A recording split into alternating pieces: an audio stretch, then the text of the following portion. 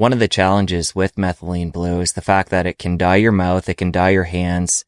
Dealing with it can be a little bit of a challenge. We know now we can swallow it and basically get the same benefit. But if somebody is using, say, a liquid, or they're putting it in their mouth, the troche, I guess this would be more for the liquid. I've heard you can take vitamin C and reduce methylene blue where it loses its color. Is this true? And then does it still have the same benefit? So methylene blue has this effect called being a redox cycler. And this is how it works in the mitochondria. And what that means in essence is that it has the capacity to both accept and donate electrons. And then in the real world, or to give you an example of that and how that really works, is that that's what's happening in our mitochondria all the time. Our mitochondria are this redox cycling machine where they're actually donating electrons, accepting electrons. There's protons, there's antioxidants, all these things kind of going on in the mitochondria to help you make energy. You make 150 pounds of ATP every single day. So a huge amount of energy is required. And, fun fact, most of us, 94% of US adults, and I'm sure it's not that dissimilar in our northern neighbor, have mitochondrial dysfunction. So it's a huge amount of this. And then what I mean by that on the mitochondrial dysfunction side is that they can't make energy effectively, or they can't detox from the energy that we make. We're more like a gasoline-powered car, Jesse, than we are an electric car, because we make waste products. We make ATP, but we also make water. When we make energy, we make carbon dioxide, and we have these electrons that are flowing through our electron transport chain in our mitochondria that leak out. As we get older, it gets worse, and we make these what are called reactive oxygen species. This is normal to some degree. We need to have some of these. It's not like you want to take like huge amounts, like huge loads of truckloads of antioxidants every day. Not antibiotics either, but definitely not antioxidants either, because that's going to actually have a detrimental effect. You need some of these to help signal the mitochondria to know what to do. Okay, but most of us are antioxidant deficient, and then we have a buildup of reactive oxygen species. Okay, and so, and then because we're antioxidant deficient, we have more reactive oxygen species. We have more of those electrons that are leaking, and then we get more stress in the system. So, in any way you shape and form you take it, you see that the mitochondria are under significant stress. And so, what methylene blue can do is it has this capacity to both help with the energy production side, helping you make energy more effectively, and at the same time, help with detoxification. So I like to think of it more like an electric powered car where you have energy going in, but there's no exhaust, because it works as its own exhaust. It works as its own capacity enhancer for antioxidants. So as an antioxidant itself. And so you bring methylene blue in there, and it doesn't give you the stress of making energy because it actually neutralizes that stress itself. Now, back to your question, to give you more, that was a little bit more of a preamble here. So what methylene blue has these states, it either can have an oxidized state or a reduced state. An oxidized state when it has a free electron, so it can pick up electrons, and a reduced state when it has another electron on it and actually can donate that. So it has this capacity to either accept or to donate electrons. That's why it works on both sides of the mitochondria. It can help with donating electrons to make energy or accepting electrons to neutralize reactive oxygen species. That's really what it's doing. Now, when it's in its oxidized form, when it has the capacity to accept electrons, it is a blue color, okay? When it's in a reduced form, which means that it now has accepted the electron and it actually can donate it again, it is in a colorless form. Okay. And so vitamin C is an antioxidant. What are antioxidants? Antioxidants have a capacity to donate electrons to free radicals, to reactive oxygen species, and neutralize them without becoming free radicals themselves. Okay. Vitamin C is the classic example of this. So if you combine methylene blue with vitamin C, what happens is that vitamin C donates electrons to the methylene blue, changing it from blue to colorless. Is this a good thing? Is this a bad thing? Or is this a neutral thing? The answer is that we don't know for sure. However, my sense of things here is that what oftentimes we need is more mitochondrial cleanup initially. Then we need more energy production in the mitochondria.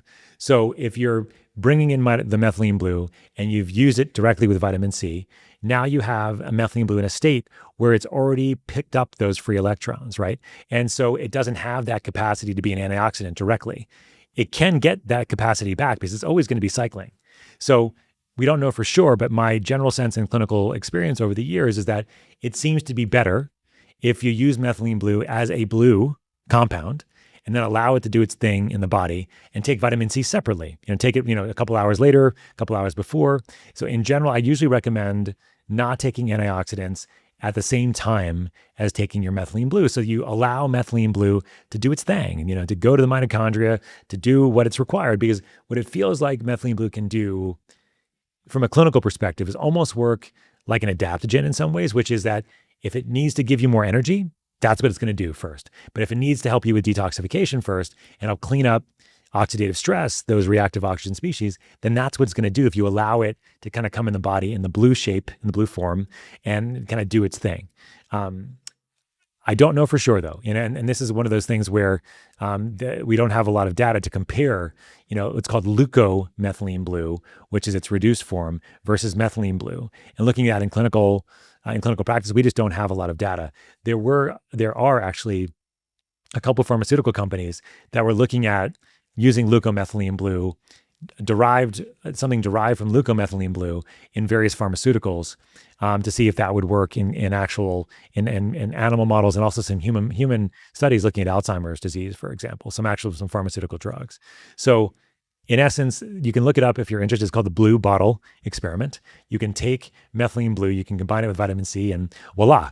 Now, this is also a separate but also important point here, is that if you have methylene blue at your house, liquids are the messiest, no doubt about it, because they can get everywhere. We make troches with these dissolvable lozenges, which are very precision dose. You can take a quarter, you can take a half, you can take a full. But methylene blue is going to be blue no matter how you swing it. If you're cutting one of our troches, you want to do it on a dark surface, on a paper towel.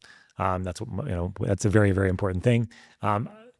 However, or in addition, I have buffered vitamin C at my house, because if it gets on a surface, you can scrub it out of the surface very, very quickly using buffered vitamin C, and you can save your marriage, like I have a couple times, because I've gotten my sink with methylene blue, of course, and my washing machine, my floor, all these places where if I have a little bit scrubbed, buffered vitamin C, I can get it out very, very quickly using it. So it's a very good thing to have in your home if you're going to be having methylene blue around. Again, when it comes to the liquids, I don't recommend it for a number of different reasons. Obviously, we're talking about how messy it is. The second part of it is that they're very difficult to dose. You don't know exactly how much you're getting every single time. One of my biggest pet peeves, Jesse, is that somebody tells me, "Hey, doc, I've been taking methylene blue and it's made me feel terrible." I'm like, "Well, what are you taking?" "I'm taking liquid." "Well, how much are you taking?" "I'm taking 10 drops twice a day." I'm like, "Well, how much is that a milligram dosing?" I'm like, "I don't know. I'm just taking drops," right? And nobody ever knows how many milligrams they're taking. And even if they did, the likely potency is about half of what it says on the label. And every bottle is different. Every dropper is different. It's just kind of all over the map. So it kind of drives me crazy clinically, because I have no idea how much you're actually taking. And so I get it. It's cheaper, but you pay for what you get. You pay for what you get. That's what we talk about all the time, right? And that's kind of what's happening with most liquids out there on the market. So yeah, fun fact, make sure you get vitamin C, buffer vitamin C for the house. So you have it just in case anything on there, but don't take it at the same time as methylene blue, I think, for the reasons I just laid out. What do you think about taking ascorbic acid powder in water, say 15 minutes after your tongue and mouth is blue? For one, would that work? And two, would that have any negative effect on the methylene blue? So it won't take the methylene blue off of any of your mucosa, sorry to say. It will help your teeth. Your teeth will have less blue on them if you take your ascorbic acid 15 or 20 minutes later after dissolving in your mouth. But you can always just brush your teeth. You can always wash your mouth out with some baking soda. Those are better ways to do it, or even hot liquids. Hot liquids will help get rid of the blue faster. The mucosal blue does take longer to go away, and vitamin C has no effect on that when it gets into the mucosa itself. But the good news is it's not permanent. It goes away. It's a low dose. It's not going to be there forever. The higher dose may be longer, okay? But again, for my patients, nobody is using more than 12.5 milligrams of methylene blue in their mouth.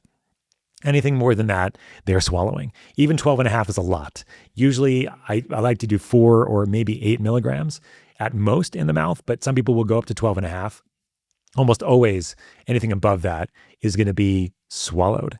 And again, mitochondrial effects are the same. It's just how fast it's getting to the system, right? So you don't have to worry about the effectiveness of it. It's just about how fast it gets in. And that could, but look, I understand like that's like during COVID, for example, nobody cared if their mouth was blue and it wasn't a big deal because everybody's wearing masks. Thank goodness that's not the case anymore. So we can, hang around without having masks on, and not that very many people want having a blue mouth. And I understand that. And I don't either, most of the time.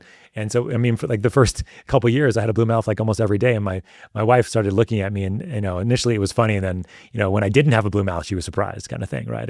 And so in the beginning, when we came out with our products that were methylene blue, and we were talking about in the mouth, we talked about, blue being the new smart. It wasn't, why my mouth was blue is why your mouth wasn't blue, right? That's kind of how we did it. But look, in the end, what I care about is clinical relevance and clinical application to what we do. I'm a physician, right? I'm a clinician. I still have a clinical practice, and I really care about how it's working with patients. And over the years, it just became very evident to me that it wasn't necessary to have the blue mouth. You could swallow it. You could have the same mitochondrial benefits. And it was just really important that you kind of did it in the context of understanding, well, we're really focused on mitochondrial function here. Mostly, how are we optimizing mitochondrial function? What are the synergistic therapies we're doing on top of that? What are the optimization strategies? What are the foundations that we're kind of bringing alongside the use of methylene blue? And then that would be the long-term strategy. Since you made it to the end of this clip, I know you're going to love the full episode. Click here to watch. I'll see you over there. 94% of US adults have mitochondrial dysfunction. I see this on an everyday basis in my clinical practice, where we start low doses of methylene blue and see fantastic benefit across the board, anything from pain, inflammation.